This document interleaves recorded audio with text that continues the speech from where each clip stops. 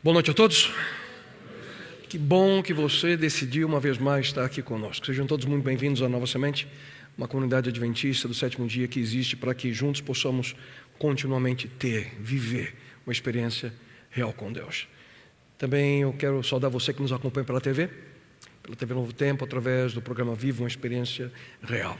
Uma alegria poder saudá-lo. Nós vivemos, queridos, em um mundo conectado.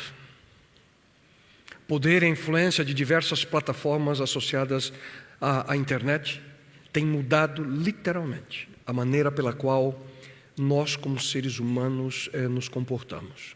Obviamente, há muita coisa boa, há muita coisa útil na internet. Com ela nós temos, basicamente, acesso imediato a todo tipo de informação. E grande parte dela é extremamente atrativa, é prática para o nosso dia a dia. Mas, como nós temos visto nessa série, nem tudo que encontramos lá, ou a experiência, é positiva. Nem tudo que está lá é bom. Nenhuma faixa etária é imune aos vícios que a internet causa, os vícios online. E principalmente crianças e adolescentes, até adultos, podem desenvolver vícios, por exemplo, em videogames online. Mas para os adolescentes, queridos, o vício em internet pode ser extremamente problemático. Afinal, os adolescentes de hoje, os jovens, eles literalmente cresceram com a internet. E o que pode ser considerado muito tempo online, conectados por nós adultos, pode ser, e eles veem como uma coisa absolutamente normal. Aqueles que têm mais experiência, vamos usar esse termo, mais adultos como eu, que a gente já viveu algumas décadas desse mundo, eu lembro o dia que me apresentaram a internet. E um amigo me chamou à sua casa e disse: pastor, essa aqui é a internet. E eu fiquei assustado com aquilo, não sabia o que era. Já para os mais jovens, não houve esse momento. Eles nasceram, cresceram, experimentando a vida online. Eu quero que você pense, por exemplo, nas necessidades e interesses naturais do desenvolvimento dos adolescentes. Por exemplo, eles gostam de explorar, eles gostam de buscar sensações, obter novas informações sobre o mundo ali ao seu redor. Querem compreender, eles querem testar os limites, querem ter conexão com os amigos, descobrir de quem, de fato, são e o que é importante para eles. Agora pense no que a internet oferece. Informação sobre qualquer coisa. A internet oferece uma maneira fácil de encontrar outras pessoas exatamente como elas. Oferece emoção, oferece apoio, oferece também um elemento de perigo que pode ser explorado em relativa segurança. Muitos, ao estarem ali conectados, estão sozinhos. Não há supervisão em grande parte dos casos. Conexões sociais, entretenimento, há de tudo. A internet, que eles têm se desenvolvido cada vez mais, e ouça com atenção, com foco intencional em crianças e adolescentes. Quase tudo o que eles procuram é convenientemente ali embalado em formato digital de fácil acesso. Independentemente de estarem em casa usando um computador ou um smartphone, que se torna cada vez mais o meio mais fácil de acesso, qualquer informação está simplesmente a um clique de distância. E se eles puderem, e se você, como pai, como mãe, permitir, ouça o que eu vou dizer a vocês, isso já não está acontecendo. Seus filhos vão estar conectados constantemente, o tempo inteiro. Como é que eu sei disso? Eu tenho 3 em casa. E se literalmente, Nereida e eu não colocamos algumas regras de utilização, eles ficam o tempo inteiro com o device, com o aparelhinho na mão. Há muitas coisas boas, há muitas coisas ruins. Como é que você pode reconhecer se está acontecendo vício pela internet em adolescentes? Não há um conjunto oficial de critérios de diagnóstico, mas há alguns sinais comuns. Eu queria basicamente ler uma lista de sinais aqui, aqueles que são pais, que são avós, que quem sabe tem alguém na família que tem demonstrado alguma dessas características para que você possa se preocupar e tentar fazer algo. Algumas das características, sinais comuns são passar um número excessivo de horas online todos os dias. Ficar online todo o tempo, obviamente, é um outro resultado. Quando as notas escolares começam a baixar e pouca atenção à lição de casa e outras atividades domésticas. Quando eles começam a ignorar familiares e amigos a favor do uso da internet. Quando eles começam dizendo que os únicos verdadeiros amigos, os amigos reais estão online. Quando eles começam a ficar com raiva dos pais quando o tempo da internet é limitado. Quando ficam acordados até tarde da noite, ou acordam de madrugada para estar online. Quando eles começam a mentir sobre atividades online. Quando eles preferem o uso da internet, quando comparado a todas as outras atividades, quando qualquer uma dessas características começa a acontecer, nós precisamos estar preocupados.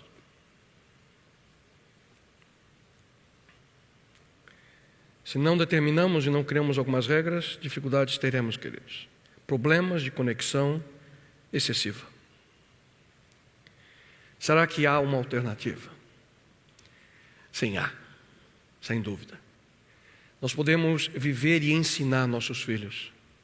Ensinar amigos. Na verdade, nós podemos de fato experimentar essa conexão real com aquilo que realmente importa. Conexão real. Essa é a razão do título, esse é o tema principal da atual série de mensagens que nós estamos desenvolvendo e que tem o objetivo como foco principal, uma das mais extraordinárias porções da Palavra de Deus, onde nós podemos de fato viver essa conexão real com o Criador do Universo. A porção bíblica conhecida como o Pai Nosso. E desde o início dessa série eu tenho mencionado a você que se você decidir de fato, não apenas ouvir, mas viver a experiência que nós estamos compartilhando com vocês, você viverá essa conexão real com o Criador do Universo. Na primeira mensagem nós vimos quão significativo é reconhecer Deus como um amoroso Pai, um Pai que verdadeiramente se importa conosco. Na segunda mensagem nós analisamos a importância de reconhecer quem é Deus através do seu nome e como nós podemos santificá-lo através da nossa vida. Mas antes de entrar no tema de hoje, me permita fazer uma pergunta a todos vocês. Vocês já passaram por situações na sua vida em que fugiu completamente do seu controle? Um momento em que você pensava que tinha tudo bem planejado, mas de repente, se foi. Já passaram por situações assim? Você perde completamente o controle? Já passaram por momentos que você simplesmente não encontra um meio para mudar a situação? Poucos meses atrás eu vinha numa viagem da Europa para a América, indo para casa, e quando você tem conexões, o problema é quando atrasa um voo, o risco de você perder o seguinte é enorme. E eu ali angustiado, longe de casa já há dias, morrendo de saudade de Nereida, das crianças, cheguei em Chicago, mas eu perdi a conexão anterior, na verdade se atrasou a conexão anterior, e eu cheguei literalmente faltando poucos minutos para o voo de Chicago para South Bend, cidadezinha perto da Andrews. E eu chegaria em casa em basicamente 1 hora. É um voo curtinho, um voo de 25 minutos, 30 minutos, depois 30 minutos chegaria em casa. Fui correndo, desci do avião maior, fui correndo para o portão. E quando eu cheguei no portão, eles tinham acabado de fechar a porta. E disseram, lamento, não há como. Segundos depois o avião já estava saindo. E eu fiquei na janela olhando assim, ele indo embora, né? Que sensação. Não tinha mais voo. Dormir no aeroporto eu não ia, a pé também não. Fui atrás de um carro para alugar, para poder ir dirigindo 2 horas para casa. Um transtorno completo. Mas foi uma situação que simplesmente, que controle eu tinha? Zero. A gente tem vontade, fazer algo, mas não há o que fazer. Uma situação simples, corriqueira. Mas na nossa vida, queridos, todos nós enfrentamos situações muito piores que essa, quem sabe, em que nós perdemos o controle de algo que pensávamos que havia como. Existem, sem dúvida alguma, alguns aspectos da nossa vida que nós simplesmente não temos qualquer controle. E que são a razão do estresse que muitas vezes vivemos. Entre essas situações nós podemos destacar, e eu quero mencionar algumas delas, aspectos que nós não temos controle. O primeiro deles são circunstâncias que nós não podemos prever. Não há como você prever. São situações que fogem totalmente do nosso controle. Podem ser coisas simples, como ficar preso no trânsito, você com um compromisso, está preso, não tem vai fazer o quê? Ou como eu acabei de mencionar, perder uma conexão em uma viagem. Ou quem sabe pode ser aspectos bem mais sérios. Quando você é atingido por quem sabe, uma crise financeira global, e que de certa forma no final você pode até correr o risco de perder seu emprego, como aconteceu anos atrás. Ou quem sabe o resultado de uma catástrofe natural. Mas há situações, queridos, ainda mais profundas. Como você enfrenta, por exemplo, a perda de alguém que ama, ou a agressão causada por outras pessoas de maneira injusta, circunstâncias que simplesmente nós não temos como prever. Momentos inesperados, totalmente incontroláveis. Quero que você ouça com atenção aquilo que nós encontramos na Palavra de Deus. O livro dos Salmos, Salmo 69, salva-me, ó Deus, pois as águas subiram até o meu pescoço. Nas profundezas lamacentas eu me afundo, não tenho onde firmar os meus pés. Entrei em águas profundas, as correntezas me arrastam. O salmista aqui escreve basicamente descrevendo uma situação como ele está morrendo afogado. A água está no meu pescoço, não tem como sobreviver. Não há como prever situações como essas, circunstâncias que não há como prever. Mas há um segundo aspecto, queridos, que causa estresse em nós e nós não temos qualquer controle sobre ele, é relacionado com pessoas que a gente não pode mudar, pessoas que não podemos mudar. Essas são aquelas pessoas difíceis de lidar que estão ao nosso redor, mas que aparentemente não tem como mudar essa pessoa, não tem como influenciá-la de uma maneira positiva. Eu espero sinceramente que não seja o seu caso com o seu marido ou com a sua esposa, que você não tem essa pessoa do seu lado que é o seu cônjuge, né? Eu li tempo atrás o segredo, um casal dizendo qual era o segredo do matrimônio deles. Quanto tempo eles estavam casados, que segredo era.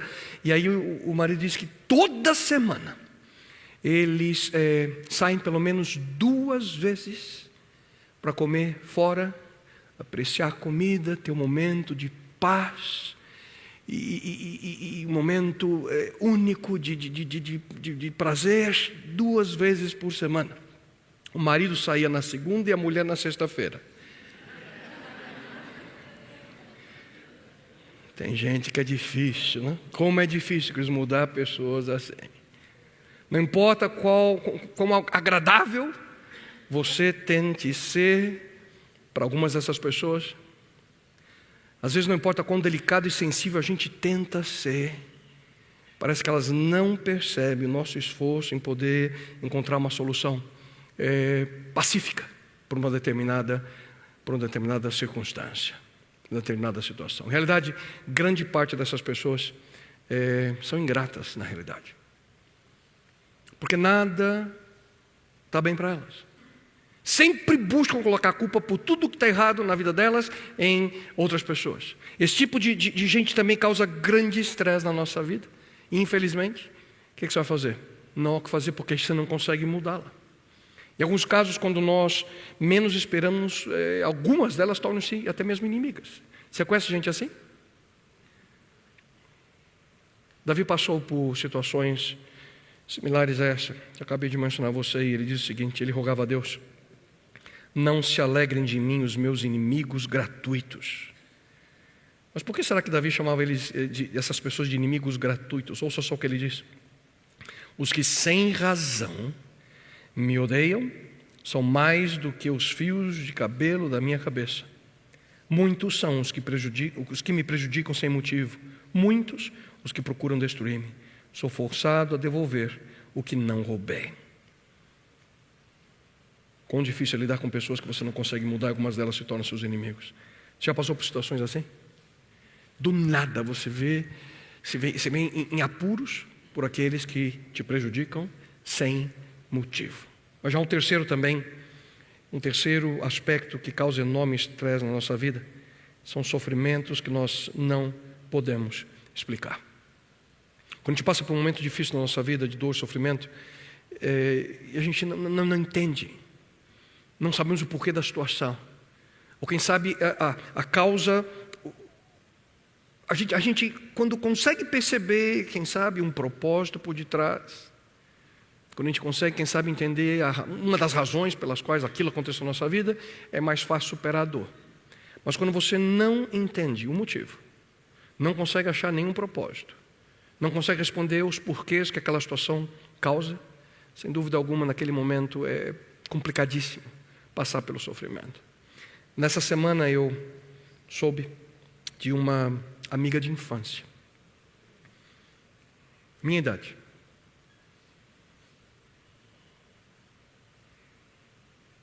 que perdeu sua vida numa simples cirurgia. Tudo foi planejado de maneira correta, mas sofreu uma complicação inesperada na cirurgia e perdeu sua vida.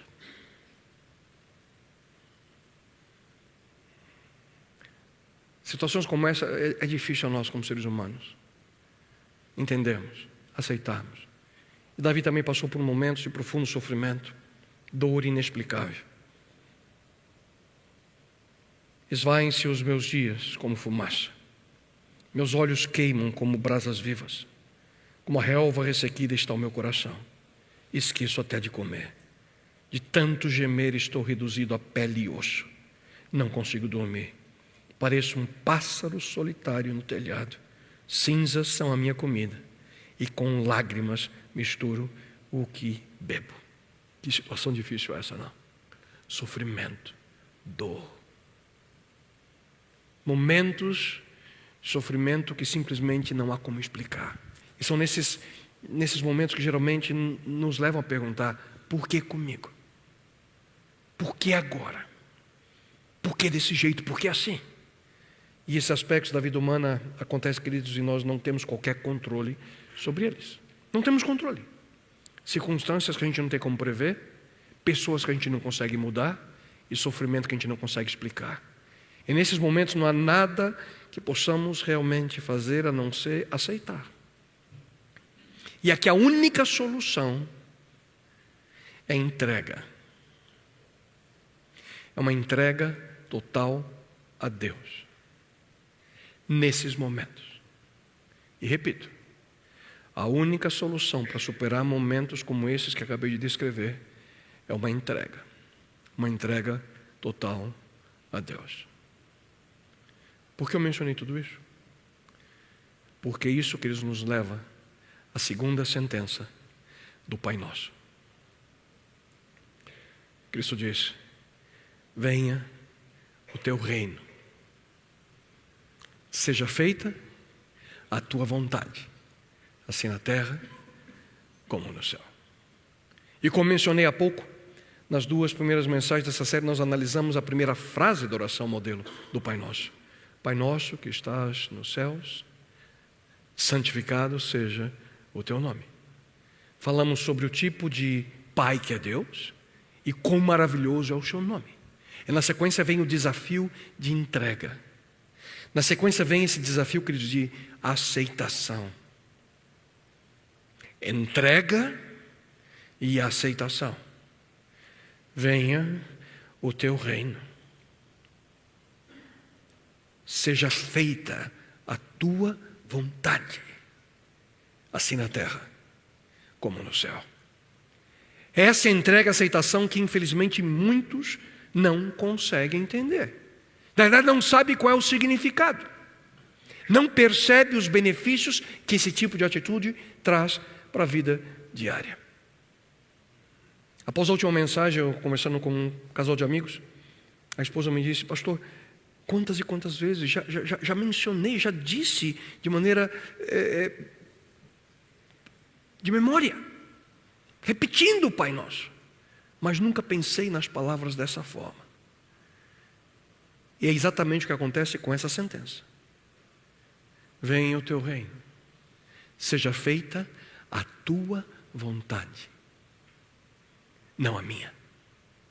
Só que antes de nós entrarmos numa análise mais profunda dessas palavras, queridos, o que é esse reino? O que é esse reino ao qual Jesus Cristo se refere aqui? Venha o teu reino. Será que é importante entender isso? Sem dúvida alguma. Quem sabe fica mais fácil explicar na realidade o que o reino de Deus não é, para que você possa entender melhor. O que o reino de Deus não é. Em primeiro lugar, o reino de Deus, queridos, não é um reino político. Não pertence a uma determinada nacionalidade. Não é humano o reino de Deus. E muito menos é um tipo de teocracia como a gente encontra na Bíblia no passado. O próprio Jesus Cristo, ele afirmou o seguinte: o meu reino não é deste mundo. Portanto, o reino de Deus não é uma instituição física, política ou governamental que vai ser instituída por homens no nosso planeta. Não. Outra coisa que o reino de Deus não é que ele não é um reino conceitual. O reino de Deus é muito mais do que simplesmente um conceito, uma ideia, uma utopia, um sonho. O reino de Deus, apesar de ainda não ter sido plenamente estabelecido pelo Criador, ele será uma realidade entre nós, queridos, quando Cristo cumprir sua grande promessa, seu retorno a esse mundo. Ouça também com atenção a descrição feita pelo apóstolo João no livro do Apocalipse. O reino do mundo se tornou de nosso Senhor e do seu Cristo, e ele reinará pelos séculos dos séculos. Agora veio a salvação, o poder, o reino do nosso Deus e a autoridade do seu Cristo. Então o reino de Deus não é um reino político, não é um reino conceitual, e ele ainda também não é um reino material. Paulo, na sua carta à igreja cristã de Roma, ele afirmou o seguinte: o reino de Deus não é comida nem bebida, mas justiça, paz e alegria no Espírito Santo. Não é comida nem é bebida. Em outras palavras, não é material. O reino de Deus, quer dizer, é um reino espiritual, é um reino relacional. E hoje o reino de Deus se resume em uma vida de profundo relacionamento de amor com Deus. E o relacionamento que podemos ter com pessoas ao nosso redor. Então viver o reino de Deus hoje é possível. Aqui, no século 21. Quando nós entendemos a conexão real com Deus e com aqueles que estão ao nosso redor, podemos viver a experiência do reino. Mas onde está esse reino? O reino de Deus. O reino de Deus, queridos, está onde quer que Jesus seja o Rei. Onde quer que Jesus seja o Senhor. O reino de Deus é uma realidade tanto presente quanto futura. Se Ele é o Rei e é o Senhor do seu coração, o reino de Deus é uma realidade dentro de você, hoje, no presente. Esse Cristo é também Rei nos céus. Seu reino também é uma realidade no local onde Ele habita. E o reino de Deus também será instituído, queridos, eternamente, quando Deus alterar a história humana, como hoje nós a conhecemos. Portanto, uma realidade em um futuro bem próximo. Só que há um detalhe importante aqui. Na frase, venha o teu reino, seja feita a tua vontade, a segunda parte explica a primeira. Por uma simples razão. Pela simples razão de que ambas são praticamente a mesma coisa. Eu explico a você. O reino de Deus é e está onde quer que a vontade de Deus seja colocada em prática. Repito, quando Cristo diz, venha o teu reino, seja feita a tua vontade. Aonde a vontade de Deus é realizada, este local se torna o reino de Deus. Onde quer que a vontade de Deus seja feita, ali o seu reino está. Portanto, se a vontade de Deus é realizada em sua família, ali está estabelecido parte do reino de Deus. Se a vontade de Deus é realizada em uma comunidade como a nossa, aqui está estabelecida em parte o reino de Deus. Portanto, quando nós oramos, venha o teu reino, seja feita a tua vontade, assim na terra como no céu, o que realmente nós buscamos, né? Será que é a vontade de Deus que constantemente buscamos realizar ali ao nosso redor? Muitas vezes não, infelizmente. Porque a vontade de Deus não contempla, queridos, a maldade. A vontade de Deus não contempla uma vida centrada no eu. A vontade de Deus não gira ao redor da sua existência como você o centro do universo. Portanto, essa súplica para que a vontade de Deus, perfeita como é nos céus, também seja uma realidade aqui na terra, entre nós, seres humanos, só é possível quando a vontade dele é cumprida. E essa é a entrega. Essa é a aceitação que nós encontramos na oração do Pai Nosso. Uma entrega que traz, queridos, profundas implicações na minha e na sua vida, se verdadeiramente decidimos viver uma experiência. Mas o que essa experiência significa? O que está implícito aqui? Qual é a implicação ligada com essa decisão? Eu quero sugerir a vocês 4 resultados dessa entrega.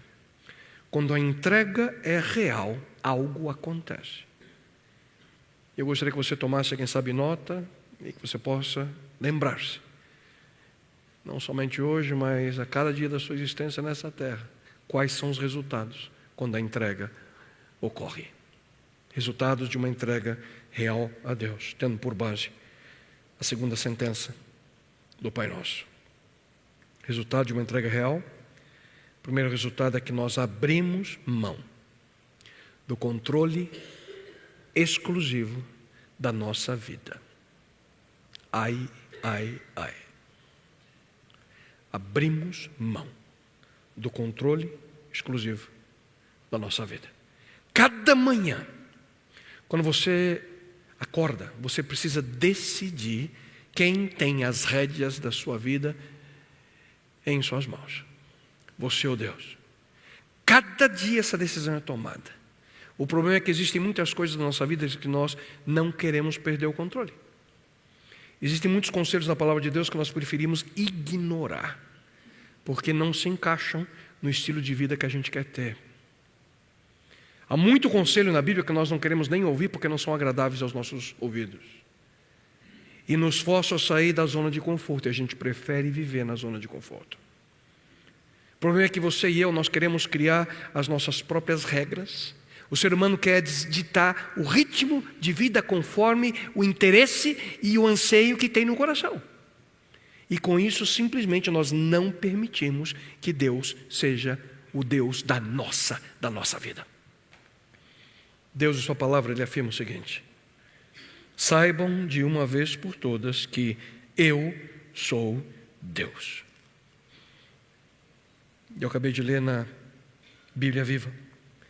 O mesmo verso é assim traduzido na versão Almeida. Aquietai-vos e sabei que eu sou Deus. E aqui a palavra em hebraico rafá, que é traduzida por aquietai-vos, significa literalmente acalme-se, significa solte-se. Seria mais ou menos Deus dizendo na NVKG, que é a nova versão do Kleber Gonçalves: relaxa. Tem certeza de uma coisa, filho: eu sou Deus e não você. Está claro? Relaxe e tenha uma convicção: eu sou Deus e não você. Você entendeu? Queridos, o primeiro passo da entrega é deixar as rédeas da sua vida nas mãos de Deus, tendo a convicção de que Ele sabe o que é melhor para você. Esse é o ponto de partida. E aqui nós nos deparamos com algo importante. Sempre que nós estamos diante com situações que estão além do nosso controle, nós temos a tendência, sempre, de ir para um dos dois extremos. Alguns, quanto mais fora de controle é a situação, mais forte tentam controlar o incontrolável. Quanto mais temor, mais preocupação, mais insegurança sentem, mais controladores se tornam. Colocam mais força ainda na tentativa de controlar aquilo que está escapando das mãos. O casamento que ele vê perdendo, o trabalho que vai embora, o sonho que não se realiza. E tenta controlar, segurar com força. Esse é um extremo. O outro é quando se deparam com situações que fogem ao controle, fazem exatamente o contrário, desistem de tudo. Assim que se deparam com a situação de aparente impossibilidade, já começam a distribuir o convite para a sua festinha de autopiedade. A festa que só tem um convidado, você mesmo. E começam, ai, coitadinho de mim. Eu sabia que não ia dar certo. Por que eu entrei nessa? Se você tem mais de 40 anos, pertinho dos 50, você conhece bem a síndrome do Hard. Eu sempre gosto de apresentar ele aqui. Agora tem até camiseta do Hard, linda. Vocês lembram dele? Aqueles que são mais de experiência. Vocês lembram dele, né? Tem um monte de gente rindo aqui agora. Tudo cinquentão também, que nem eu, assim. Oh, céus, ele diz. Os mais jovens estão fazendo nem sei quem que é esse Hard, nunca vi. Não te culpo. Isso aí é do tempo da Hanna-Barbera, faz tempo isso, né? Oh, céus, vocês lembram dele? Oh, dia, oh, azar. Vocês lembram, né? Um dia aquela nuvenzinha de chuva assim na cabeça dele. Tudo dava errado. Que desistia de tudo. Queridos, tanto uma reação quanto a outra não traz paz interior. Tenho dito a vocês nessa série a importância de paz interior. Quando você tenta controlar todas as coisas, quando você desiste, você não tem paz. Ao invés de ser um supercontrolador ou uma constante vítima da situação, você precisa orar e praticar a prece da entrega real e plena. A palavra de Deus afirma: deixe nas mãos do Senhor tudo o que você for fazer. Confie nele de todo o coração e ele fará o que for necessário. Deixe nas mãos do Senhor tudo o que você for fazer. Confie nele de todo o coração e ele fará o que for necessário. Essa decisão, queridos, é a decisão de permitir que Deus seja Deus. Aceitando o conselho que Tiago também apresenta no Novo Testamento, dizendo: submetam-se humildemente a Deus. E quando vocês se achegarem a Deus, Ele se achegará a vós. O outro resultado de uma entrega real a Deus, além de abrirmos mão do controle exclusivo da nossa vida, é que nós aprendemos, queridos, a viver com alegria no coração. Esse é um segundo passo para viver essa experiência de entrega real. Quando você entrega sua vida de maneira completa a Deus, você aprende a viver com alegria no coração. Aprende a viver em contentamento, mesmo diante de situações que você não pode mudar. Afinal, quais são as nossas alternativas diante dessas situações? Quando você tem uma situação que não tem como controlar, você pode se preocupar. E eu pergunto a você, preocupar-se muda a situação? Muda as coisas? Muda? Não. A gente pode ficar ressentido, viver ali com amargura dentro do coração. Funciona. Quando você fica ressentido, funciona. Muda a situação? Também não. Duas amigas se encontraram. Faz tempo que não se viam, e ali na conversa vai, conversa vem.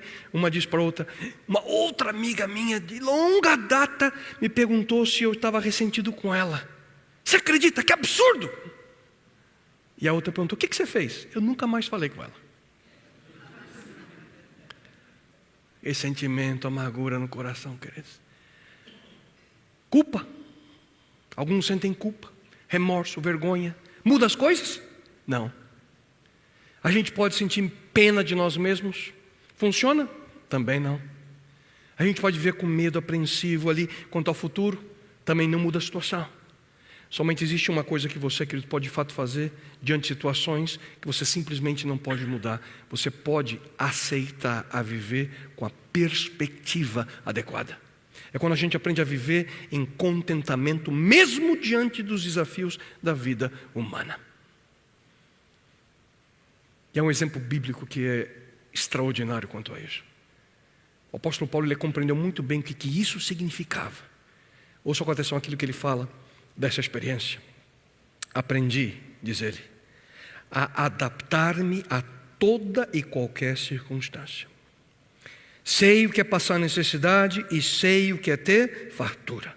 Aprendi o segredo de viver contente em toda e qualquer situação. Seja bem alimentado, seja com fome. Tendo muito ou passando necessidade. E ele conclui dizendo: tudo posso naquele que me fortalece. Esse texto é extraordinário, queridos. E eu queria que você... Paulo, onde é que ele estava quando ele escreveu esse texto? Ele estava em Roma. Nunca se esqueça que quando Paulo escreveu isso, ele estava ali em Roma, só que ele não estava na penthouse romana do Baglioni Hotel Regina, em Roma. Fui atrás aí desse hotel, o hotel mais caro de Roma. Preço da diária, $12.000. Na cotação de hoje, R$47.800. Tem uma fotinha para vocês verem aí. Esse é o quarto. Paulo não estava nesse quarto aí quando ele escreveu isso. Garanto para você. Paulo estava em Roma. Não num hotel luxuoso como esse. Também não estava numa pensão simples. Paulo estava, queridos, em uma prisão. Acorrentado a um soldado romano. Num calabouço ali escuro, úmido, fétido. E lá Paulo estava esperando o momento da sua morte. E foi nessa situação que ele escreveu esse texto. Nessa situação terrível, ele escreve isso e ele sabia muito bem o que ele estava dizendo, queridos. Porque independentemente da situação, Paulo aprendeu a viver em contentamento. E que eu queria que você percebesse, pelo menos, 3 aspectos fundamentais nesse texto. Eu quero ler uma vez mais para você. O texto diz: aprendi a adaptar-me a toda e qualquer circunstância. Sei o que é passar necessidade, sei o que é fartura. Aprendi o segredo de viver contente em toda e qualquer situação. Seja bem alimentado, seja com fome, tendo muito ou passando necessidade. Tudo posso naquele que me fortalece. Primeiro ponto aqui que ele diz que eu aprendi. Aprendi. Que esse contentamento é algo que aprendemos. Por natureza, a grande maioria de nós não somos assim. É algo que nós precisamos aprender, é uma decisão que você toma. É uma das marcas de maturidade espiritual. É aprender a se contentar independentemente da situação. O segundo ponto é exatamente esse, quando ele diz: o segredo de viver contente em toda e qualquer situação. Eu aprendi esse segredo, essa escolha que ele fez. Ele decidiu viver contente mesmo diante de uma situação horrível que ele estava vivendo. E o terceiro ponto é que essa experiência só é possível através do poder de Deus, através do poder de Cristo Jesus. Por isso que ele diz: tudo posso naquele que me fortalece. É Ele, Cristo, queridos, que nos dá força para viver em contentamento mesmo diante de um momento difícil. Um dos grandes problemas quando nós falamos de contentamento é que sempre nós buscamos explicações para o porquê das coisas. A gente sempre quer saber porquê.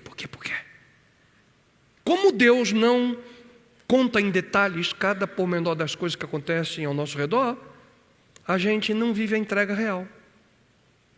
A gente não se entrega porque não está entendendo. A gente vai perguntando: por que Deus? Por que Deus não me explica agora? Por que Ele não me apresenta as respostas que eu preciso para mim continuar? Quer saber por quê?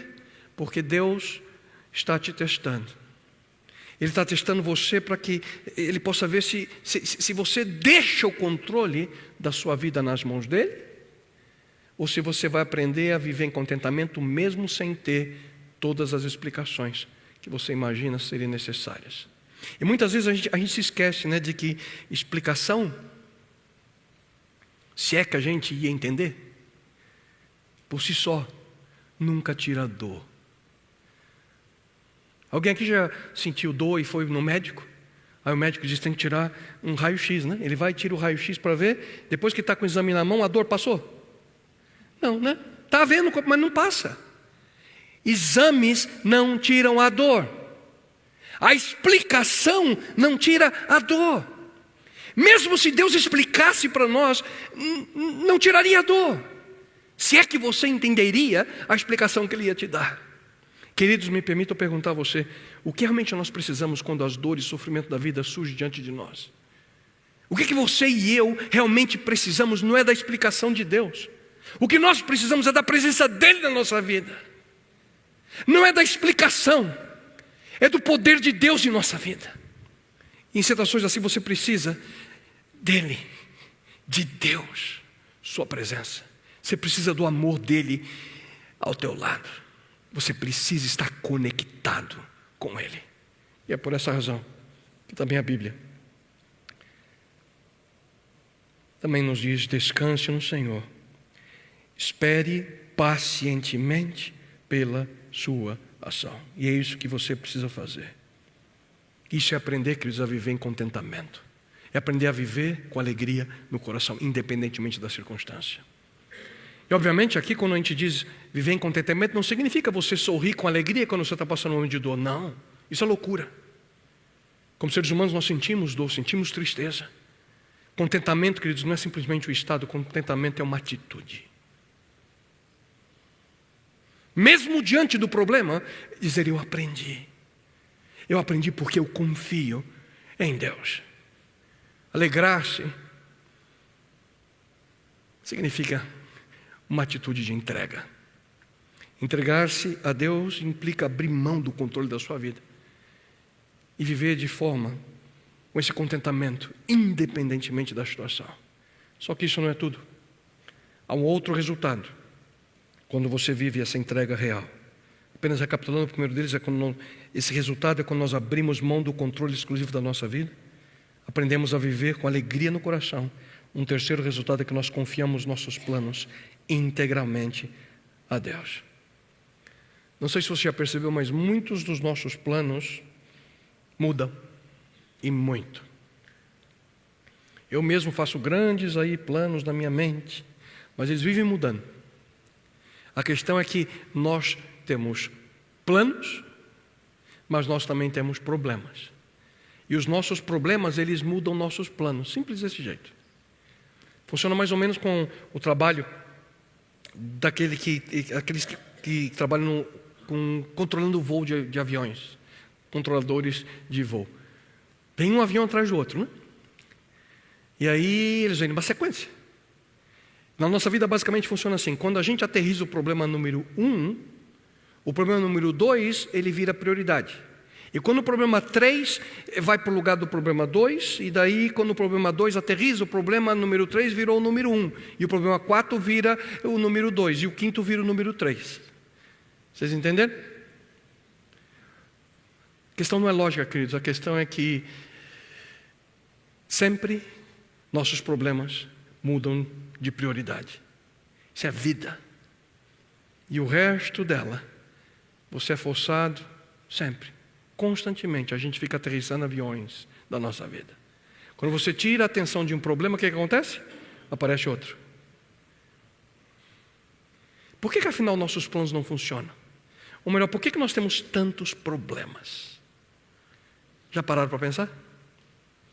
Uma das razões é que nós fazemos escolhas erradas, todos nós, você e eu. Nem sempre a gente usa nosso tempo de maneira apropriada, corretamente. Nem sempre a gente usa os recursos financeiros que nós temos com sabedoria, dinheiro. Nem sempre nós nos alimentamos de maneira adequada. Não descansamos como deveríamos, escolhas erradas. Também há uma segunda razão, que nós temos um inimigo que constantemente deseja nos destruir. Antes mesmo de iniciar o nosso dia, o inimigo já planejou ali como desviar sua atenção daquilo que é prioridade, que é depender integralmente de Deus. Uma terceira razão que nós vivemos, que é um mundo imperfeito, num mundo manchado pela entrada do pecado. O que significa então confiar em Deus? Confiar a Ele em nossos planos. Como é que a gente pode de fato fazer isso? A palavra de Deus indica a nós de maneira clara. Nisso conhecemos o que é o amor. Jesus Cristo deu a sua vida por nós. E devemos dar a nossa vida por nossos irmãos. E eu te pergunto, você tem dado de você a outra pessoa? Dando o seu tempo, dando os seus recursos, seus talentos para ajudar alguém que precisa? Quanto de você tem doado por amor de outras pessoas? Isso é entregar-se. Isso é confiar seus planos a Deus. A Bíblia também nos aconselha: coloquem-se nas mãos de Deus como armas do bem, a serviço dos propósitos divinos. colocando-se nas mãos de Deus, entregando-se para ser usado por Ele, confiando nos planos integralmente do Senhor. Mas por que você deve agir assim? Deus mesmo nos responde, Ele diz: porque sou eu que conheço os planos que tenho para vocês, planos de fazê-los prosperar e não de lhes causar dano, planos de dar-lhes esperança e um futuro. E aí, quais são os planos que você prefere? Os seus ou os planos que Deus tem para você? Quando você ora em sinceridade, dizendo: venha o teu reino, seja feita a tua vontade, assim na terra como no céu. Se em sinceridade você assim ora, você escolhe os planos de Deus para a sua vida e não os seus próprios. E para concluir, um outro resultado de uma entrega real é que nós deixamos o futuro da nossa vida com Deus. Essa entrega associada com a segunda frase da oração do Pai Nosso, ela também significa deixar nosso futuro completamente nas mãos de Deus. A implicação é que nós não podemos tentar viver no futuro. Nós precisamos aprender a viver, queridos, um dia de cada vez, confiando em Deus a cada dia. No livro de Provérbios, nós encontramos o seguinte: confie no Senhor de todo o seu coração. Nunca pense que a sua própria capacidade é suficiente para vencer os problemas. Em tudo quanto for fazer, lembre-se de colocar Deus em primeiro lugar. Ele guiará os seus passos e você andará pelo caminho do sucesso. Isso é extraordinário, que essa parte final diz que Ele guiará os seus passos e você andará pelo caminho do sucesso. Ele guiará os seus passos. O que isso significa? Que Deus terá o seu futuro em suas mãos, nas mãos dele. Deus o manterá no caminho certo. Deus diz que se você escolher confiar nele e não seguir aquilo que você ou outras pessoas acham que é o melhor, e sim aquilo que Deus acha ser o melhor, Ele promete guiá-lo. Ele promete dirigir integralmente a sua vida. É isso que Deus tem em mente a nós. Esse é o sonho dele para a nossa existência, seu propósito. Isso demanda, queridos, apenas uma escolha. A sua escolha em fazer aquilo que você acha ser correto? Ou a escolha de viver de acordo com aquilo que Deus deseja para a sua vida? Você precisa decidir. Será que eu vou fazer o que eu acho ser o ideal? Ou será que eu vou fazer aquilo que Deus me diz que eu devo fazer? Essa é a simples decisão que cada um de nós precisa fazer. Eu vivo de acordo com aquilo que eu acho ser o correto? Ou eu vou obedecer aquilo que Deus diz a nós em sua palavra? Deus afirma que se nós confiarmos nele de todo o nosso coração, se nós entregarmos o nosso futuro integralmente nas mãos dele, ele nos guiará, acabamos de ler.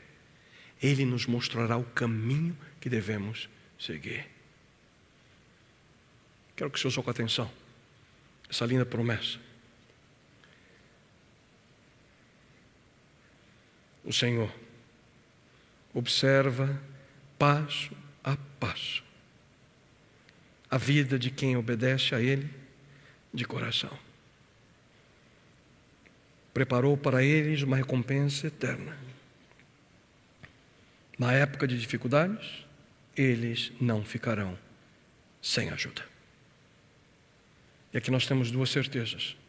Deus dará uma recompensa eterna para aqueles que decidiram segui-lo de acordo com sua orientação, a despeito das circunstâncias do momento. Mas além disso, Deus também ele promete sustentar seus filhos em momentos de dificuldade. Não ficarão sem ajuda. Então você crê nisso? Esses momentos certamente virão. Momentos de dificuldade virão, queridos, mas nós podemos esperar em confiança pela presença e pela direção de Deus. Qual a condição? Obediência. E essa obediência é uma realidade que é possível somente quando nós vivemos a conexão real com Deus.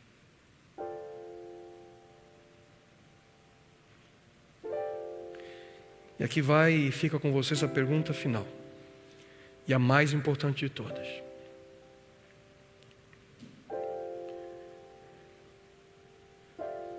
Quando você ora a Deus dizendo: venha o teu reino,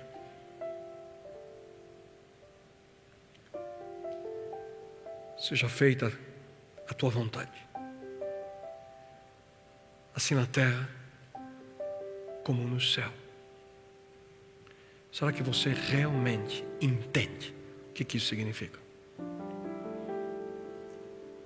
Será que é exatamente isso que você quer dizer? Ou são apenas palavras que surgem na sua boca ou na sua mente de maneira mecânica, sem significado algum? Porque quando você diz essas palavras na sua mente, ou quando você a pronuncia através da sua boca, será que você realmente deseja viver a experiência de entrega que essas palavras significam?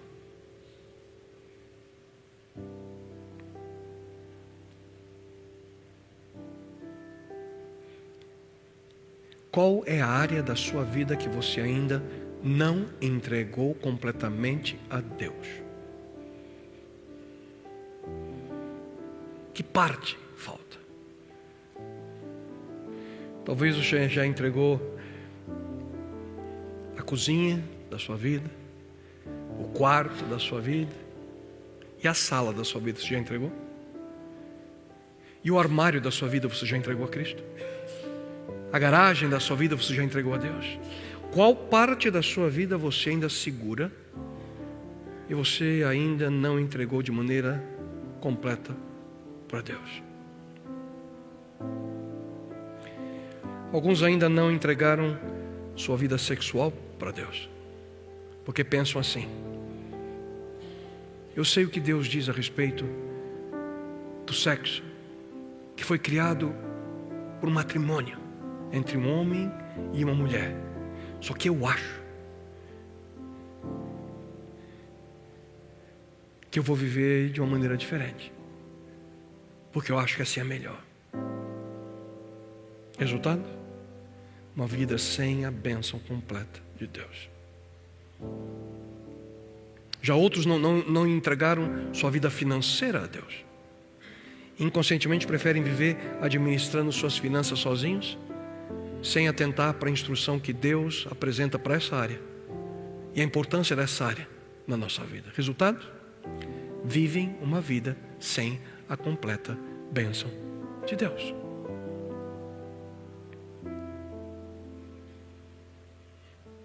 Outros já não vivem a verdade em sua vida, porque se acostumaram a enganar pessoas, circunstâncias e a si mesmo.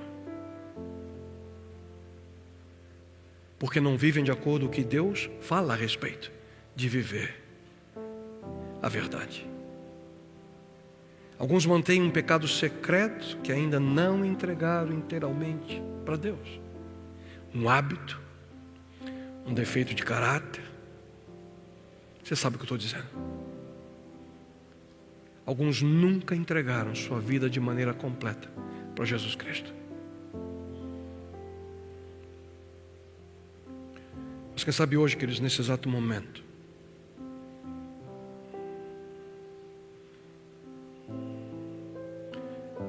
e antes de começar a mensagem de hoje, eu orei, sentado ali.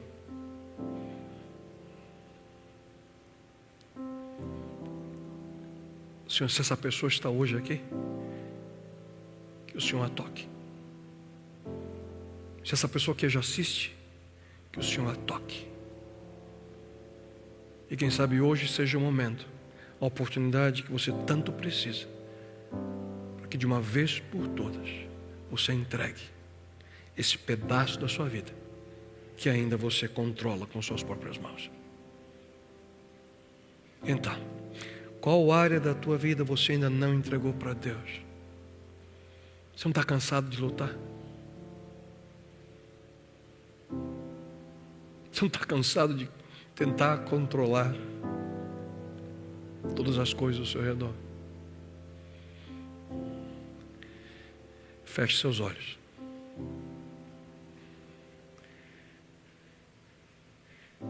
Seja sincero.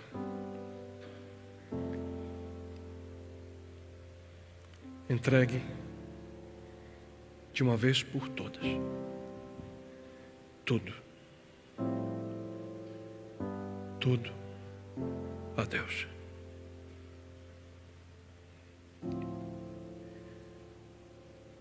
Venha o teu reino.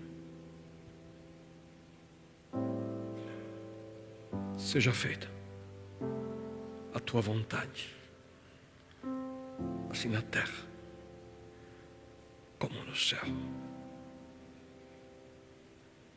Deus eterno, queremos que essa seja uma experiência real na nossa vida. Só queremos entregar tudo o que temos, tudo o que somos em tuas mãos. Mas, bom Deus, em sinceridade dizemos a Ti que há momentos que é tão difícil. Mas ajuda-nos a que possamos abrir nossas mãos, abrir nossa mente, abrir nosso coração. Queremos lançar, Senhor, tudo sobre Ti. E que as promessas que hoje lemos, Senhor, se tornem uma realidade na vida de cada um de nós.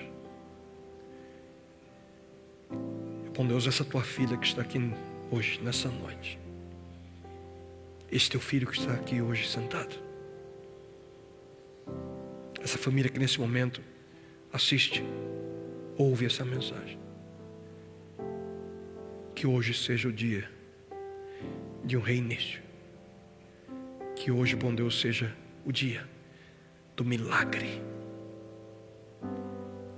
que hoje seja o dia, Senhor, do cumprimento da promessa, que hoje seja o dia que eles entendam que Tu és Deus, o Deus do impossível, o Deus que pode transformar todo e qualquer coração.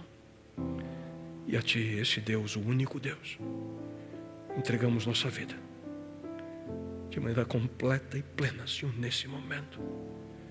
Toma-nos em Tuas mãos, ó Pai. Venha o Teu reino. Seja feita a Tua vontade.